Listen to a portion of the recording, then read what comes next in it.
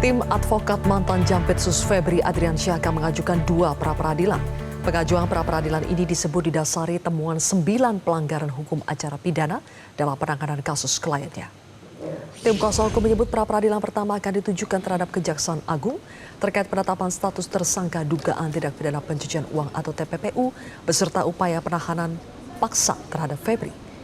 Pra-peradilan kedua diajukan terhadap tindakan penyidik Polda Metro Jaya dan Korps Pemberantasan Tindak Pidana Korupsi atau Kortas Tipikor Polri terkait penetapan tersangka dalam dugaan tindak pidana korupsi dan TPPU, termasuk penggeledahan serta penyitaan yang dilakukan dalam perkara tersebut.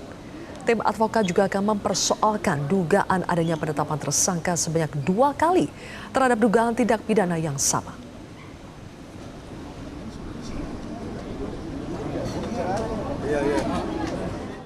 Sebenarnya penjelasan pasal 78 Undang-Undang Pencucian Uang menyebutkan kira-kira begini penjelasannya.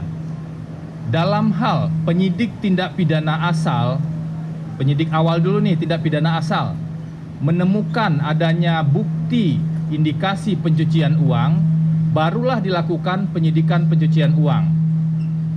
Dengan aturan yang seperti itu, mungkinkah tindak pidana asal dan pencucian uang digabung di satu sprindik? Itu yang kami sebut, inilah yang diindikasikan melanggar penjelasan pasal 78 tersebut. Oh, ada yang mengatakan, nih biar clear ya di publik, ada yang mengatakan di Undang-Undang TPPU itu ada pasal 69. Pasal 69 itu ngatur kurang lebih begini.